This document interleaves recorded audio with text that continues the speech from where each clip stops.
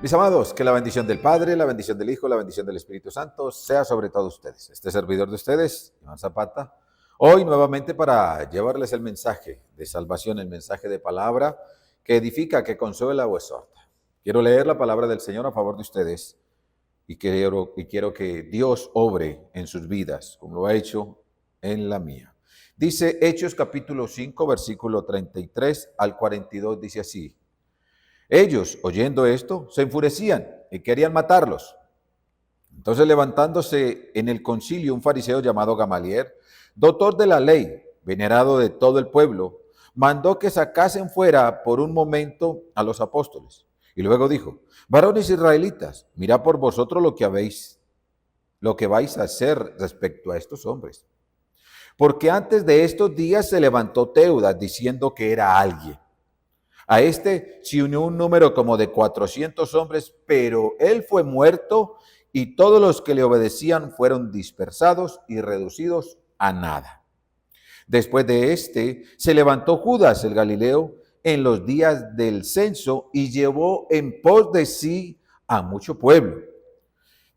Pereció también él y todos los que le obedecían fueron dispersados. Ahora os digo, apartaos de estos hombres y dejadlos, porque si este consejo o esta obra es de los hombres, se desvanecerá. Mas si es de Dios, no la podréis destruir. No seáis tal vez hallados luchando contra Dios.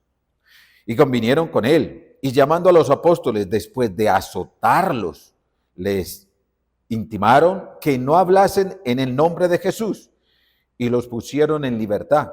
Y ellos salieron de la presencia del concilio gozosos de haber sido tenidos por dignos de padecer afrenta por causa del nombre de Jesús.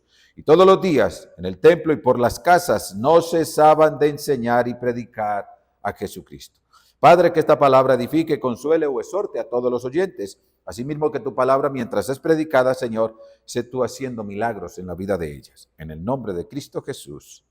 Amén y amén. ¿Qué vemos aquí en el texto rápidamente? Vemos que hay un enojo, la ira del Sanedrín. ¿Y por qué la ira del Sanedrín? Porque Pedro y Juan, los apóstoles, siguen predicando lo mismo. Cristo Jesús resucitó, Cristo Jesús está a la diestra del Padre, Cristo Jesús volverá por segunda vez, Cristo Jesús, y ustedes lo mataron. Por eso dice el versículo 33, y la ira de ellos contra los apóstoles. Entonces había en el consejo un hombre Gamaliel, importante, pero también debemos de entender cuál era la cosmovisión que estos apóstoles tenían referente a los problemas, referente a la persecución. Y por encima de esa persecución, por encima de las autoridades, ¿a quienes estaban obedeciendo ellos? ¿Cómo vemos nosotros el día de hoy? La cosmovisión de hoy, el tiempo de hoy, es difícil. Y tan difícil es porque las autoridades están haciendo y deshaciendo y muchos están imponiendo cuando la imposición va en contra de, porque esa imposición indica que ya perdieron la autoridad. Entonces, ¿qué es lo que estamos viviendo hoy? Lo que dice Pablo y lo que dice el Señor en Lucas. ¿Qué estamos viendo hoy? Que la autoridad se perdió y estamos en los últimos tiempos. Por eso, para estos últimos tiempos, ¿qué es lo que vamos a ver nosotros? Persecución, padecimiento. Por eso el título, dignos de padecer por Cristo, es porque ellos salieron felices cuando fueron azotados, cuando fueron intimidados. Pablo dice en 2 de Timoteo capítulo 3, del 1 al 5, dice así: ahora bien, tened en cuenta que en los últimos días vendrán tiempos difíciles. La gente estará llena de egoísmo, de avaricia, serán jactanciosos, arrogantes, blasfemos, desobedientes a los padres, ingratos, impíos, insensibles, implacables, calumniadores, libertinos, despiadados, enemigos de todo lo bueno, traicioneros, impetuosos, vanidosos y más amigos del placer que de Dios. Aparentarán ser devotos, pero su conducta desmentirá el poder de la devoción. Con esa gente ni te metas, le dice Pablo a Timoteo. Y el Señor nos dice en Lucas 17:26 en adelante: tal como sucedió en tiempos de Noé, así también será cuando venga el Hijo del Hombre. ¿Qué pasaba en el tiempo de Noé? ¿Qué estamos viviendo hoy? La cosmovisión de hoy: comían, bebían, se casaban, se daban en casamiento hasta el día en que Noé entró en el arca. Entonces llegó el diluvio y los destruyó a todos. Dice lo mismo sucedió en tiempos de Lot. En tiempos de Lot, que ella comían, bebían, compraban, vendían, sembraban y edificaban. Pero el día en que Lot salió de Sodoma, llovió del cielo azufre y fuego y acabó con todos. Y mire, y así será el día en que se manifieste el Hijo del Hombre. ¿Cómo se están viviendo la situación del día de hoy? ¿Cómo están viviendo la situación los cristianos el día de hoy? No. Están comprando, están cansándose, están bebiendo, están edificando, están haciendo lo mismo el tiempo de hoy. Y no estoy en contra de eso. ¿Qué es lo que el Señor nos está diciendo a nosotros? ¿Cuál es la cosmovisión que tenemos nosotros hoy por la causa de Cristo? Porque los cristianos evangélicos de hoy no quieren sufrir por la causa de Cristo. Los cristianos evangélicos de hoy no quieren padecer por la causa de Cristo. Todo quieren que les caiga del cielo.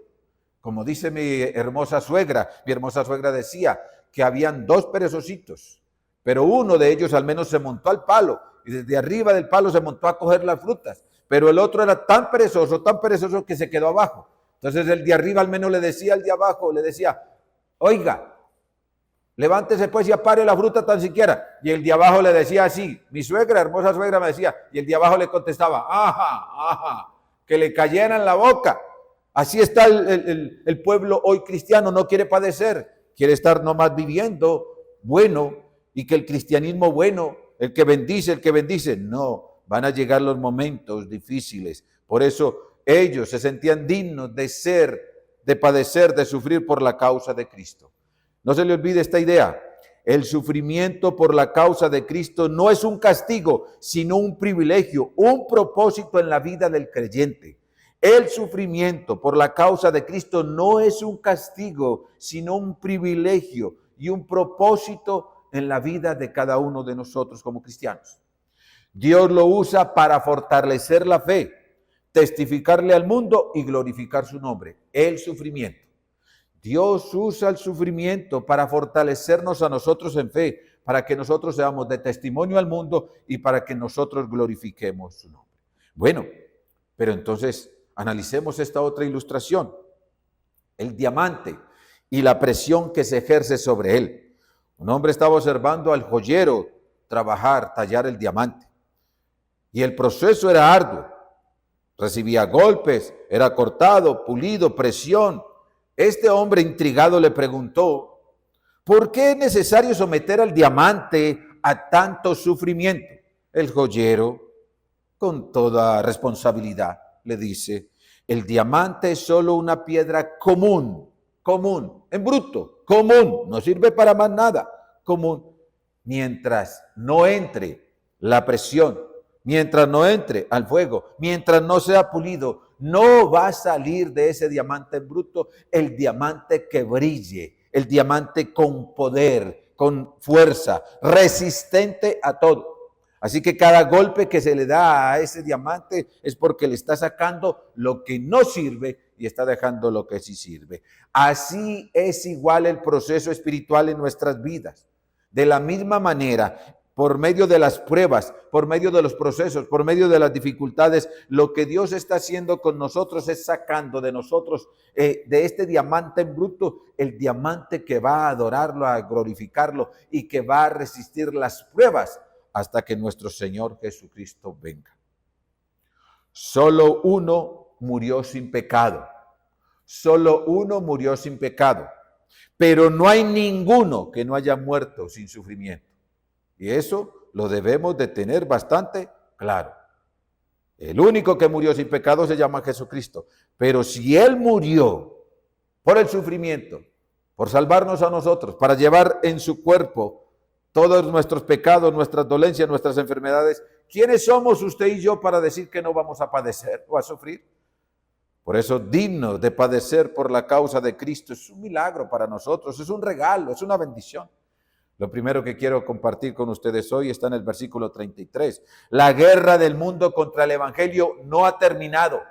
La guerra del mundo, la guerra del diablo, la guerra contra la iglesia no ha terminado. La guerra contra los verdaderos cristianos no ha terminado. Ellos, oyendo esto, se enfurecían y querían matarlos. ¿Quién? Los escribas, los fariseos, los estudiosos de la ley, los que estaban allí con Gamaliel. Todos estos estudiosos todos estos fariseos estaban ¿qué? Llenos de resentimiento, odio. Mire, los líderes religiosos, los religiosos se llenaron de ira. ¿Por qué? Porque Pedro y Juan estaban predicando la palabra que debían de predicar con autoridad. Y esa palabra, cuando se predica con autoridad, tiene que hacer 2, 3 cosas. La primera, exhortarlos. La segunda, edificarlos. La tercera, consolarlos. Eso hace la palabra del Señor. Pero si ellos se llenaron de ira, era porque los estaba exhortando. Y no suave, durito, durito. Y se llenaron de ira y querían matarlos. Esto demuestra que la verdad del verdadero cristiano, del que predica la verdad en Cristo Jesús, siempre va a tener oposición. ¿Qué dice la palabra del Señor? Que el diablo vino para 3 cosas. 3 cosas. La primera, robar. La segunda, robar, matar y destruir. Y algo más nos acompaña Pedro. Pedro nos dice que el diablo anda como león rugiente, buscando a quien devorar. Ese león rugiente, el diablo no va a buscar a los que están con él, a los que están envueltos en drogas, vicios, desenfrenados. No, el diablo anda como león rugiente buscando a quien devorar. Es cuál de esos verdaderos cristianos que está luchando toda una vida le da papaya. Y el que da papaya, Mateo 10:22 nos dice esto: por causa de mi nombre todo el mundo los odiará, pero el que se mantenga firme hasta el fin será salvo. Las puertas del Hades no van a prevalecer contra ti, contra la iglesia, si la iglesia permanece unida y permanece bajo la dirección del Señor. Lo segundo está en el versículo 34 al 39, y es la soberanía de Dios en medio del conflicto, la soberanía de Dios en medio de la guerra, la soberanía de Dios en medio de la persecución, la soberanía de Dios en medio de la aflicción. Recuerde que en el pasaje anterior que les compartía, vimos que los apóstoles los encarcelaron. Aquí vemos que los azotaron, los intimaron. En la cárcel, el ángel los sacó de la cárcel. Y cuando el ángel los sacó de la cárcel, el ángel no los sacó de la cárcel, literalmente los sacó de la cárcel. Nadie se dio cuenta, ni los guardias, y las puertas estaban cerradas. El ángel los sacó a los discípulos de la cárcel. Y uno diría, a ver, el ángel los sacó de la cárcel, ¿y qué los mandó a hacer?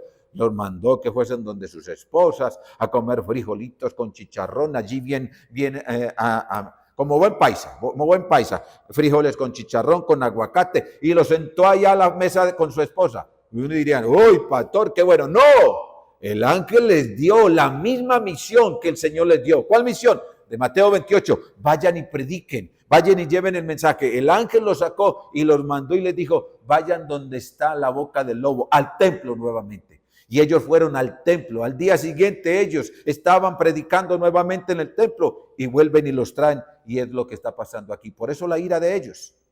Pero algo debe estar pasando en el mundo. Algo debe estar pasando alrededor del presidente. Algo debe estar pasando en el Senado. Algo debe estar pasando en la Cámara de Representantes, en cada gobernación, en cada alcaldía, en cada comuna, en cada barrio. Debe estar pasando algo, y algo debe estar pasando en tu casa. ¿Por qué digo esto? Por lo que dice versículo 34. Entonces, levantándose en el concilio un fariseo llamado Gamaliel, doctor de la ley, oiga, doctor de la ley, venerado por todo el pueblo, mandó que sacasen fuera, ¿a quién? A los apóstoles. Y él empezó a decirles esto: necesitamos orar, y necesitamos orar para que Dios levante a hombres, así no sean cristianos, así no sean creyentes, pero hombres que conozcan la historia, hombres que conozcan la historia de Colombia y lo que ha vivido Colombia, más de 55 años derramando sangre. Hombres que conozcan la historia de quienes han sido los que han dañado este pueblo, este país, esta nación, los que se han levantado en armas, los que han derramado sangre, los que mienten, los que roban. Necesitamos gente allí en estas altas esferas como Gamaliel. Y Gamaliel se levantó conociendo la historia y dijo así: a ver, varones israelitas, miren, escuchemos por un momento. Ustedes conocen la historia y yo conozco esa historia y hasta estuve por ahí cerquita. Eso lo estoy colocando yo para que tengan cuenta. Versículo 36. Se levantó un tal Teudas y con él unos 400 al lado de él. Matamos a Teudas y toda la gente se dispersó. Cuando matamos a Teudas, todos se dispersaron. Esa es la historia que yo conozco. También conozco a otro, a Judas. uno llamado Galileo. Ese Judas Galileo también se levantó y muchos fueron detrás de él, pero también lo matamos. Vea, le pasamos el lacito por el cuello y hasta ahí llegó. Todos también se dispersaron. Y escuchen bien la historia. A este también lo matamos. Y a este le dimos una muerte más feíta, más dura. Lo crucificamos. Lo crucificamos. Y al lado de él habían otros dos malos. Y lo crucificamos. Ahora, tengan en cuenta, si con Teudas y con Judas los matamos y los otros se dispersaron, mire a ver qué va a pasar con estos. Porque al líder de ellos también lo matamos. ¿Cómo se llamaba? Jesús de Nazaret, el Mesías, el Salvador. Y lo matamos. Y esto como que va de mal en peor, amigos. Miren, porque ahora os digo, apartaos de estos hombres y dejarlos. Porque si este consejo o esta obra es de los hombres, se va a desvanecer. Mas si es de Dios, no podréis destruir. No seáis tal vez hallados peleando contra Dios. Y lo que Gamaliel les está diciendo ahí es la verdad. Ellos están peleando directamente es con el Dios de los cielos, el creador de cielos y tierra, el que vino aquí a la tierra, se entregó por nosotros, derramó su sangre, ahora está a la diestra del Padre. Gamaliel conocía la historia. Se necesitan de esos hombres, que así sea Dios que los use en medio de la Cámara de Representantes, en medio del Senado, para que legislen a favor del pueblo, a favor de la familia, a favor de los niños. Se necesita un Gamaliel que conozca la historia de miles de niños que han sido, ¿qué? Maltratados, abusados, violados, que su sexo lo han cambiado. ¿Por qué? Un niño que no tiene ni parte ni arte en él, no sabe ni qué decisión tomar, y los adultos están tomando decisiones por él. Oh, nos dice esto, 42:2. Yo sé bien que tú lo puedes todo, que no es posible frustrar ninguno de tus planes. Dios lo sabe todo. Dios sabe quién está en el consejo, en el Senado. Dios sabe quién está. Así como Gamaliel, necesitamos hombres que se levanten para honrar y glorificar el nombre de nuestro Señor Jesucristo. Como ven, si usted le pide al Señor que en medio de la Cámara de Representantes, que en medio de este gobierno se levante un hombre con temor y temblor, algo sobrenatural va a pasar. Algo sobrenatural va a pasar. Ahora, en medio de este Gamaliel, necesitamos es que usted comprenda que todo lo que yo le dije a usted referente a la introducción. ¿Cuál introducción? De que vamos a ser procesados, de lo que estamos viviendo a nuestro alrededor, de los problemas que está teniendo el país, de los tiempos finales que dice Lucas. Para los postreros tiempos habrán amadores de sí mismos, hombres llevados por doquier, construyendo, dándose en casamiento. Yo no estoy en contra de eso. Por lo contrario, esto es lo que quiero que usted comprenda. Cásese, tenga hijos, tenga 10. Se estarán riendo los jóvenes ahora. Pero cásese, no deje de hacer los planes, organice su vida. Pastor, entonces, para los postreros tiempos, sí, estamos en los postreros tiempos, pero no deje de hacer la voluntad de Dios. Cásese, pero cásese verticalmente pegado de Dios. Construya 10 edificios, 20 edificios, construya lo que vaya a construir, pero dependiendo de Dios. Mientras construye, está dependiendo de Dios, no apartado de Dios, sino metido con Dios, haciendo la voluntad de Dios. Estudie, tenga su profesión, tenga sus 3 carreras, su doctorado, tenga lo que tenga, pero hágalo dependiendo de Dios.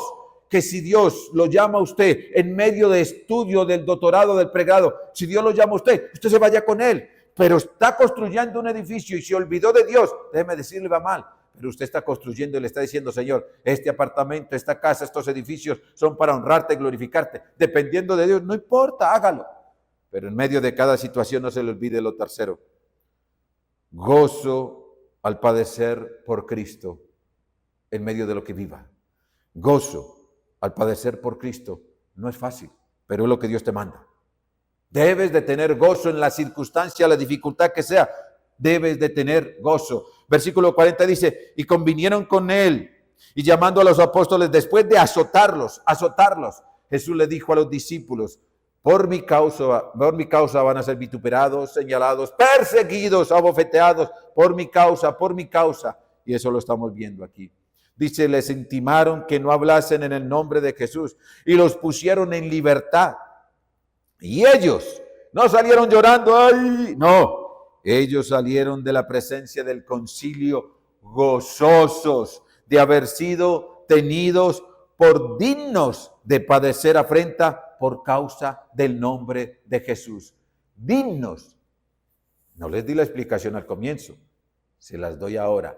El único digno de adoración, de alabanza, el único digno significa merecedor de algo, que lo merece. Jesucristo no merecía morir en la cruz. Los que merecían morir en la cruz éramos nosotros. Los que merecían ser castigados éramos nosotros. Los que merecíamos recibir azotes y derramar sangre somos nosotros, no Cristo Jesús. Por eso les dije, solo uno murió sin pecado, pero ninguno ha muerto sin sufrimiento, sin dolor. Si Él, que no cometió pecado, murió sufriendo por nuestra causa, ¿quiénes somos usted y yo que sí merecemos el castigo, que sí merecemos morir por la causa de Cristo Jesús? ¿Quiénes somos usted y yo? Note lo paradójico, dignos de padecer. La única forma de nosotros ser dignos delante del Señor es sufriendo por la causa de Él, siendo perseguidos por la causa de Él. Así que cuando usted esté siendo perseguido, cuando usted tenga pruebas, cuando usted tenga dificultades, cuando te echen de la casa, cuando te digan cualquier cosa por la causa de Cristo, gócese. En el momento no hay gozo, en el momento hay tribulación, en el momento hay dolor, pero pasarán los días y Dios te enseñará el gozo de Él. Amados, los apóstoles son azotados y los intiman y los asustan y se van gozosos por haber sido, ¿qué? Merecedores dignos de sufrir por la causa de Cristo. ¿Usted está sufriendo por la causa de Cristo? Pablo dice a Filipenses 1:29, porque a ustedes se les ha concedido no solo creer en Cristo, a ustedes se les ha concedido no solamente aceptar a Cristo, a ustedes se les ha concedido no solamente conocer de Cristo, sino también sufrir por Él, sino también padecer por Él. 1:29 es claro. Si Él nos permite conocer de su amor, de su misericordia y de su paz, es porque también nos va a enseñar a nosotros a llevar las cargas de otros, pero también a soportar las tribulaciones de otros. Si usted me pregunta a mí, pastor, ¿y usted está sufriendo? He sufrido, he padecido, he pasado por muchas, pero no como la de Pablo, no como la de Pedro, no como muchos de ellos. Pero algo sí le digo, nunca se le olvide esto que le voy a decir. Yo sé y entiendo por la palabra que Él sobre mis hombros no coloca cargas que yo no pueda llevar. No se le olvide esto. Pero yo le pido al Señor, Señor, yo no sé por cuáles tribulaciones voy a pasar o por qué pruebas. Si te vas a llevar a a uno de mis 3 hijos, prepárame. Si te vas a llevar a mi esposa, prepárame. Lo que vas a hacer, prepárame. Porque tu palabra lo dice y yo quiero, Señor, ser preparado antes, porque así lo dice tu palabra, que tú nos preparas a nosotros y tú eres el que colocas en nosotros el querer como el hacer, el querer como el hacer. Eso significa que tú eres el que prepara en nosotros nuestros corazones para soportar las pruebas, para soportar las dificultades, para soportar la cárcel. Tú eres el que nos prepara a nosotros primero, Señor. Y yo anhelo y deseo que cuando lleguen los tiempos difíciles, seas tú el que nos prepares y nos enseñes. Ahora, concluyamos y apliquemos esto. El sufrimiento por Cristo es inevitable. El sufrimiento por Cristo, aplíquelo a tu vida. Pastor, ¿cómo así? El sufrimiento por la causa de Cristo, si tú dices que eres un verdadero cristiano, si tú dices eso, literalmente, es inevitable sufrir. Yo no sabía que era sufrir por Cristo, pero cuando realmente le abrí mi corazón a Él, empezó la batalla campal y hasta el día de hoy. Mi padre se viene contra mí, me humilla, me echa de la casa, cuánta cosa.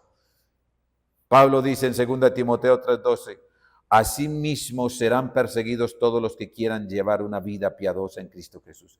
Es inevitable. Todo verdadero creyente va a encontrar oposición donde vaya. Otra conclusión más y apliquémosla a nuestra vida. Dios usa el sufrimiento para cumplir su propósito. No es en vano. Dios tiene un propósito contigo, Dios tiene un propósito con lo que estás viviendo, Dios tiene un propósito con las cargas que llevas, tiene un propósito con la obligación que tienes en este momento. Dios tiene un propósito contigo. Y sabemos que a los que aman a Dios todas las cosas le ayudan a bien. Esto es, a los que conforme a su propósito son llamados. Y si fuiste llamado, Dios tiene un propósito contigo.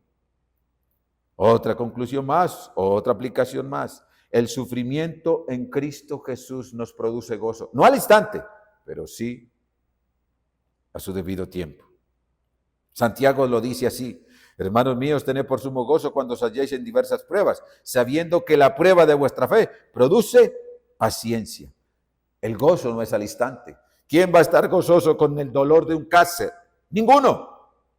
Pero cuando ya encuentra la respuesta de Dios, como la señora Carmen, estos días ella daba el testimonio, el cáncer de la médula ósea, después de hacerle un seguimiento, hasta quimio le hicieron, fueron a revisarle cómo estaban sus riñones por la quimio y los médicos se asombraron.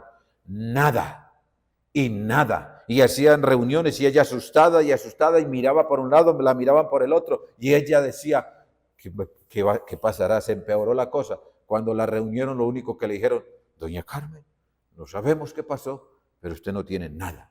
Ni rastros de cáncer, ni rastros de la quimio. Usted no tiene nada, y nada, y nada. El cáncer no le producía el gozo, pero la respuesta de los médicos, ella lo único que decía: yo sé quién fue, el hermano tal oró por mí, y ahí está la respuesta. Y por último, predicar es para valientes. Lo último, predicar es para valientes. Y ahí está el versículo 42. Mire lo que dice el versículo 42. Y todos los días en el templo, por las casas, no cesaban de enseñar y predicar a Jesucristo. Todos los días. No podemos parar de hacer lo que el Señor nos mandó a hacer. No podemos parar, porque no podemos dejar de decir lo que hemos visto y oído, dijo Pedro a estos sacerdotes, a estos escribas. Jesús nos dice así: desde los días de Juan Bautista hasta ahora, el reino de los cielos sufre violencia y los violentos lo arrebatan. ¿Estamos dispuestos a sufrir por Cristo con gozo y fidelidad? Los violentos lo arrebatan. Es que Juan Bautista murió predicando de Cristo Jesús. Lo decapitó Herodes, sí, y desde ahí en adelante empieza el sufrimiento hasta el día de hoy. ¿Quiénes somos usted y yo para no sufrir? Oremos y dele gracias a Dios por ser digno de padecer por la causa de Él. Padre, en el nombre de tu Hijo Jesucristo, presento a cada uno de los oyentes, Señor, y a aquellos que han de ver este video y escuchar esta palabra, que les edifique, les consuele, les exhorte. Y ruego, Señor, que los que están viviendo dificultades, padeciendo problemas, están pasando por algún cáncer, algún problema familiar, divorcio, Señor, cualquiera sea la dificultad, tú les des respuesta, Señor amado, porque en medio de cada dificultad tú estás ahí. Tú no nos dejas solos, Señor amado. Tú estás en medio de la aflicción, en medio del problema, con cada uno de nosotros. Les bendigo en el nombre del Padre, del Hijo y del Espíritu Santo. Amén. Que Dios les bendiga, amados. La paz del Señor con ustedes.